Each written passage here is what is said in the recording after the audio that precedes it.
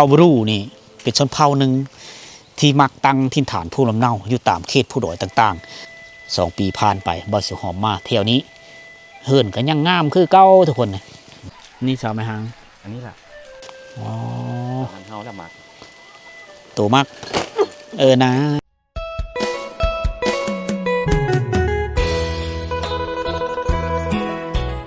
ผู้สาวนี่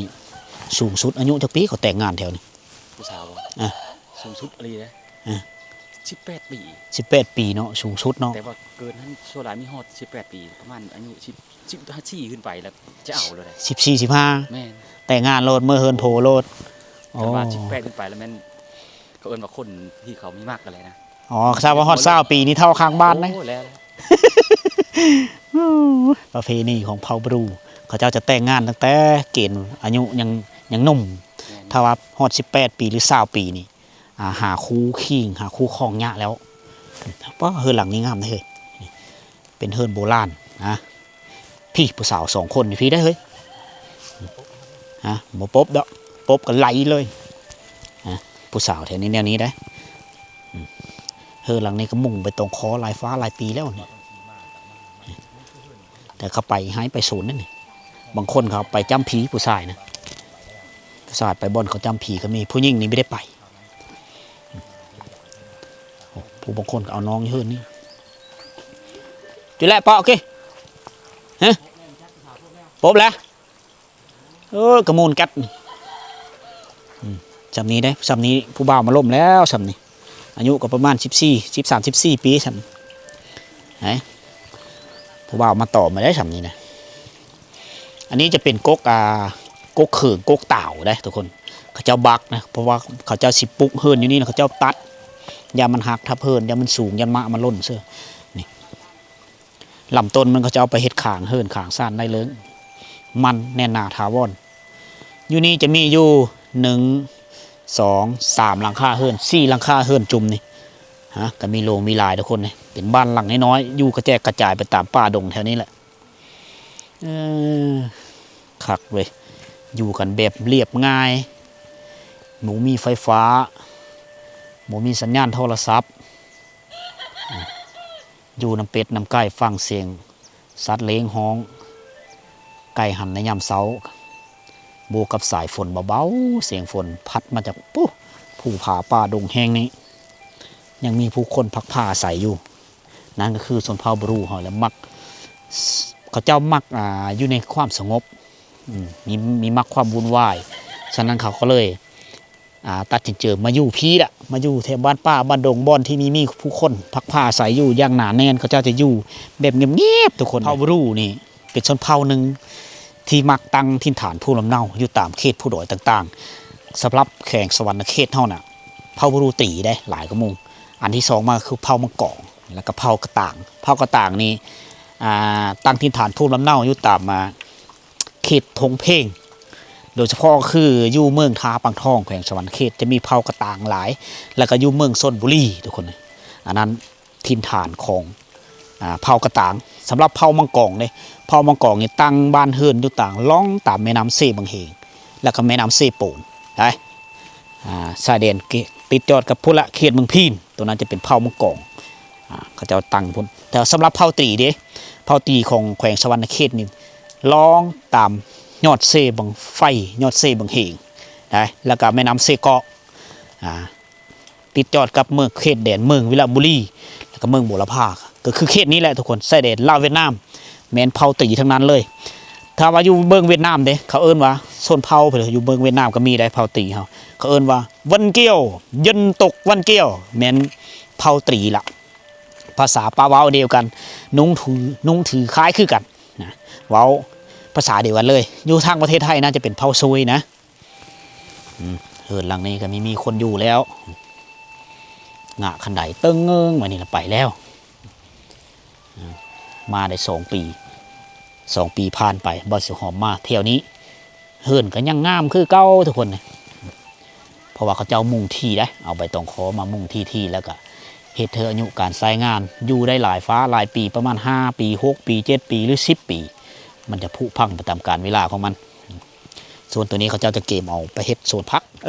อันเยอะเลยเม้นนี้ อันยึกแล้วแม่นหินกินหมดใบหูชุมเฮานี่อ๋อเฮือนนี่แม่เพิ่นยังคือเก่าเฮามากับบ่ตุกยังบ่ได้โผอยู่เนาะเอามาปีนี้แม่เฒ่าเพิ่นก็ยังอยู่ดีไม่แห้งกินข้าวแล้วบ่อาหารทั้งบ่มีอาหาร เฮ็ดให้ผู้เดียวแล้วเจ้าเนาะเฮ็ดน้ำลูกเฮ็ดลูกบ่นี่อ๋อเฮ็ดลูกชายยังบ่ทันแต่งงานบ่แต่งงานแล้วยังเป็นตะก้องอยู่เฮ็ดเฮินไว้ท่าแล้วเนาะ ไปรับจ้างแล้วลูกชายฮะลูกชายเรายังเป็นชายโสดอยู่นะเฮือนหลังนี้ก็คือลูกชายเป็นเฮ็ดให้แม่เพิ่นละแม่ก็เฒ่าแล้วเป็นแม่ไม้ก็เฒ่าแล้วอยู่กับลูกชายผู้ลูกชายเฮ็ดเฮือนไว้เลยเฮ็ดเฮือนห้องรับไว้แล้วนี่เฮือนเขาเจ้านี่อันนี้จะเป็นไม้นอขมนี่นี่แถวนี้เขาเจ้าเอาบังตะเนียนเขาเอามาเฮ็ดก่อนเอามาเฮ็ดเส้นฝาอันนี้จะเป็นไม้พุ่งไม้พางโซนอันนี้จะเป็นหวายได้เขาเจ้ามัดไซส์ตะปูน้อยที่สุดเลยโซลายก็เป็นหวายเขาเจ้ามัดกันแถวนี้ไม่ได้ใช้เครื่องที่ทันสมัยลดแล้วแต่เอาหวายมาตะป้าตะดงวัตถุดิบจากธรรมชาติอันนี้คือเหินโบราณของพี่น้องเผ่าตรีเฮา อยู่นี่ได้เอาเข้าไว้โซนนึงแล้วก็นอนครึ่งนึงหลังนี้จะเป็นเฮิร์นลูกชายเพิ่นแต่มีท่านสร้างครอบครัวก็เลยเฮ็ดเฮิร์นห้องฮับไว้แล้วบัดเอาเมฆมาแล้วก็อยู่เลยนี่สบายเฮ็ดเฮิร์นห่อไว้ท่าแล้วแต่ว่าลูกชายเพิ่นตอนนี้ลูกชายเพิ่นไปหาฮับจ้างอยู่ในเมืองพุ่นละพวกคนก็ไปฮับจ้างอยู่เวียดนามไหนอันนั้นจะเป็นโคแบนเนาะป้าต่อจะกำลังฆ่าเฮ้ยอยู่นี่1 2 3 4 5หลังคาอยู่นี่เนาะจุ่มนี่5หลังคาเฮิรนจุ่มนี่เขาจะอยู่กันแบบเรียบง่ายครับเนาะหนาวแล้วบ่หนาวจับกองอยู่สั้นเลย จับกองอยู่ชั้นแล้วป่านนั้นได้มีชนเผ่าบรูก็มันกินกาแฟแต่เช้า อ๋อสั่นกาแฟฮันสันตัวมีเคยกินโอ้ทหารเราเฮาดีขนาด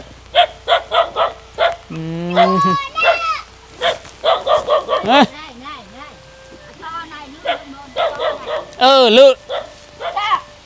อันกรอตะม้อยอันกรอตะม้อยพี่เอ้ยลุหลานบ้านส่วนดงบ้านเจ้าบ้านแจ้โอ้โบแม่นหลานเลยได้รอดแล้วหลานเล่นรอดแจ้เลยมันเล่นอยู่เฮิร์นเนี่ยลูกไผ่กับลูกซ้ายนี่ไปเฮ็ดโซนไปเฮ็ดเวะไปหาอยู่หากินตามป้าตามดงอย่างซี่แหละผู้เฒ่านี่เอาหลานอยู่เฮิร์นหักได้แปะตามมันตามมันหมาเห่ากับยามันเป็นเลิงของเขา อยู่กับหลานอยู่นี่ได้อันนี้จะเป็นเฮิร์นแต่งยูโคกินจะเป็นเฮิร์นไฟบ้านเฮิร์นโคนะตัวนั้นจะเป็นเฮิร์นที่นอนของเขาเจ้าเอาเข้าไว้อยู่พุ้นเขาเจ้าจะแยกเฮิร์นโคกับเฮิร์นยูนี่ต่างหากเพราะว่าหนึ่งมาป้องกันมีเฮยันเกิดอาคีไผ่ยันไฟไหม้เข้านะผู้ยูพุ้นจะเป็นบ่อนต่ำเข้าของลูกไผ่เพิ่นได้ต่ำเข้าอยู่พี่เขาเฮ็ดกระเปิงเอามามุ่งใบตองคอข้างในเป็นบ้านป่าบ้านดงมีเพลง3-4ราคาเฮิร์นที่ตั้งที่เฮิร์นอยู่นี่แคบป้ายแหละเนื้อทีนี่ก็ปรากฏว่า5เพลงดีอยู่ได้แต่มันมีน้ำนะชื่อมีน้ำมันล่อเลี้ยงก็เลยไม่ได้เฮ็ดหน้าทุกคนหินกินกับปะนั้นทำผสมไหมเอามาเห็นแล้วก็สะอ่อนเขาเจ้าอยู่นะอยู่แบบนี้เสียบซุกดีมีความวุ่นวายนี่ไฟฟ้าเขาเจ้านี่มี1 2 3 4แผ่นอยู่นี่ไตนี่ได้ในยามค่ำคืนเนี่ยนี่แหละแสงสว่างเขาเจ้ากินข้าวแต่เว้นซากเสือหม้อไฟเมื่อฝนตกนี่ก็ไฟก็มีเต็มละมืดไปน้ำบางมือก็ได้ โธ่ฝนตกตลอดเลย อันนี้แล้วเขาเอิ้นว่า4เดือนแดด8เดือนฝนฟืนเขาเจ้าก็เปะเบิดฟืนลำบากได้ทางไห้แล้วก็เอาฟืนมาไว้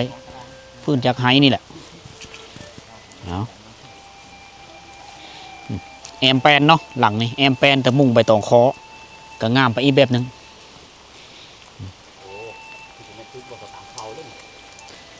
โฮงสีเขาเจ้าแล้วโฮงสีโบราณ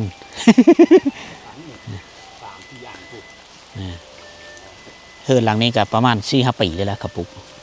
อันนี้เป็นเล้าเข้าเขานี่ จะเป็นเราเข้าเลย เล้าเข้า โอ้สามไม่ห้างนี่หนอน มีเสาไม่หางบ่ โอ้แต่ข้าวเขาอยู่มาประจับนาทีอยู่นี่แต่ว่ามีผู้ปัจจุบันนี้ เอาโพแล้วเอาโพแล้วเป็นจักมีจะคก2 4 5คกแสดงว่าไม่ยิ่งจุ่มจีแถวนี้เขามาต่ำกันอยู่นี่มาต่ำเข้าอยู่นี่เบิ่งกว่าสะเขาเจ้าเล่นสับลาบอย่างนี้เอานี่2 4ฮะสะก็5 อันเลยได้เฮ้ยสะต่ำเข้านี่ก็5 อันเลยแสดงว่าผู้ละอันเลยผู้ละคกเลยต่ำย่ำเสาอยู่นี่เด็กเฮินเพิ่นอยู่พี่อ๋อบอลเพิ่นเอาเข้าอยู่นี่มีคนนอนอยู่นี่แน่แต่มีอยู่แล้วมันนี่สาวไม่หาง อันนี้แหละ อ๋อ เฮาแล้วหมัก โตมากนะ อยู่พ้นเฮินเจ้าโอ้ พออยู่ส่วนตัวแบกนั่นหนึ่งเถื่อน นี่ใช่เฮินหลังได้อยู่นี่เอาไปขี้ตัวไปเอา ขี้ตัว ไปเอายังนี่ เห็นในคนถูกไปเอาซันกลมเนี่ยมาขาย โอ้สารกลม เอาป่าฝนตกก็ไป ก็ถูกก็ไปเลย นี่ให้อาจารย์ทองศรีนี่ไปนำ สารกลมไปแบะ จะคนนะไก่ สักโบจักคน2 คนหมด 2 คนลูก นี่เลยบ่ยังบ่กินได้เนาะ นุ่งเสื้อแขนสั้นนี่ไปโอ้ยสะแงดเอ้ย สกเอานะอยู่ก่อน สักเอาในเดี๋ยวไปเลย ไปตัวไปเนี่ยตัวไปนำเลย เขาหนาวได้ หนาว หนาวอยู่ใช่ก็หนาว นะ เคยเลยเป็นน้ำหนาวเลย แม่นความเล่าแหละสาวไม่หาง ลูกเราจะคนเลย อยู่2 คนบ่ 2 คนบ่เนี่ยปูน้ำก่อนนะ ไป ใหญ่เมื่อไรลูกฮะ บ่ได้ดอก พอมันไปอยู่เฉลยพอมัน คนลูกเขาอยู่ลูกบ้านคน อยู่ลูกเขาบ้างพุ่น กายลูกบ้านคน โอ้ไก่เนาะ คนมุกก็มักลูกคนปะลูก โอ้คนกับมุ คนขโมยเว่าเมียมักเป็นบ้าคนขโมยจะได้เมียน้องชายคน อ้าว ก็คือจับมองเลยคอยจะคืนน้องชายคน เย็นๆนะ คอยจะญาตินั่นแหละญาติเขาจะเมื่อ อ๋อฮะถ้ากินแล้วบ่ เอาชันจุ้มนะขโมยขายเอายอดไปด้วย เอาสารเนาะ โอ้ เอาสารมากินมาขาย เอาใบมัน เอาได้แล้ว เขาขายเป็นโลบ่ ขายเป็นโลแหละ โลเท่าเลย โล6,000 อ๋อโลนึง6,000เท่าสิไปได้นี่สิไปเอาสารไปหาเครื่องป้าของดงมาขายนะตามฤดูกาลที่พ่อค้าเศร้าขายก็เจ้าซื้อ ใบมาได้ ฮะ เอาใบ เอาแต่ใบมัน แม่น โอ้เบิกก่อไหมเนี่ยนะพ่ออันนี้เคาะไก่ เคาะไก่คล้ายๆกันมาเฮิร์นคนเลยนะ สารกลมนี่ตัวเฮาหาอยู่ตลอด เอาใบนั่นเลย ใหญ่เนาะ ตัวนี้กิน กิน เอาโอเคทุกคนเลยโอ้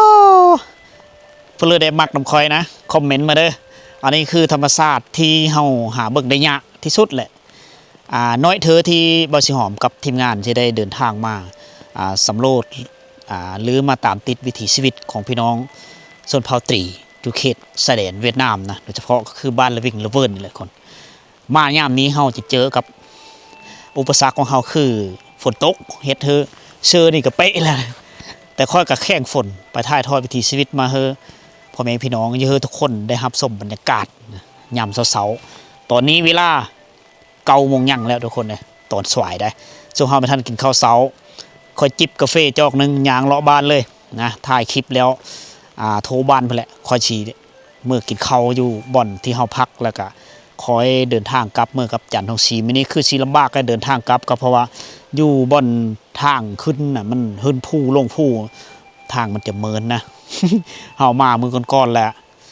ทางมันแดดท้องฟ้ามันแจ่มใสท้องฟ้ามันแดดในการไปการมาเฮาก็เลยสะดวกสบายแต่ว่าขากลับนี่มีฮู้ว่าสภาพการเดินทางมันสิเป็นนั่นเลยอุปสรรคของเฮา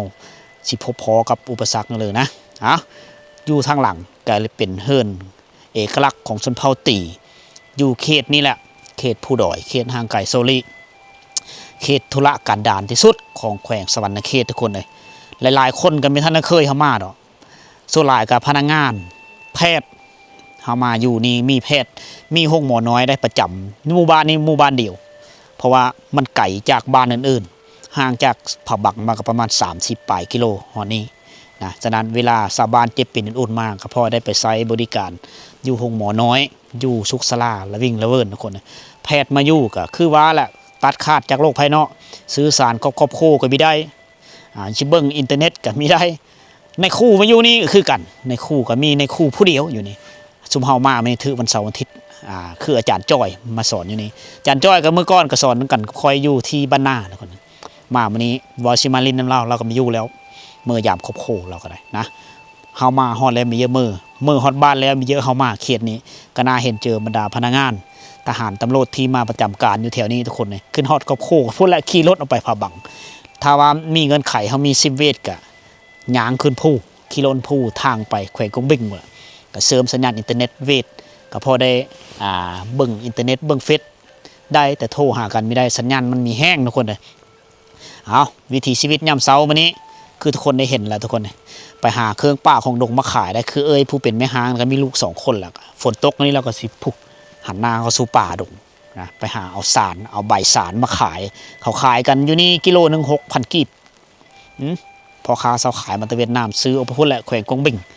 ก็หาเครื่องป้าของดงตามฤดูกาลมาขายเพื่อเก็บเงินไปเทละเด็กเทละน้อยซื้อเกลือซื้อเป้งโน่ซื้อเครื่องนุ่งของถือฮะลุซื้อปืมซื้อสอฮะลุไปหงเฮนนะอันนี้คือเรื่องเล่าในยามเช้าหรือยามสายอยู่ที่บ้านละวิ่งละเวินบ้านสิหอมก็ถ่ายทอดมาพ่อแม่พี่น้องเฮาได้เห็นน้ำกันบ่เลิกมีเห็นบ่เลิกคนไปมีฮอดซุ่มเฮาไปมันฮอดแล้วก็ญาติพี่น้องเฮาที่อยู่ต่างประเทศบ่ที่ไปเฮ็ดงานอยู่เวียดนามอยู่ไทยอยู่ซิเลก็ตามถ้าว่าผู้เริ่มมักชอบในวิดีโอนี้ก็อย่าลืมเข้ามาคอมเมนต์เป็นกำลังเจอนะซุมเฮาก็สิถ่ายทอดวิดีโอไปเรื่อยๆสารคดีของซุมเฮามีสิ่งแปลกๆเฮาก็เอามาฝากพี่น้องเป็นประจำสำหรับวิดีโอนี้ก็ขอโจ๊ะอยู่ที่เฮือน3-4 หลังนี้ก่อนทุกคนเลยพบกันใหม่ในวิดีโอต่อไปเด้อสำหรับวิดีโอนี้ขอกล่าวคำว่าสบายดี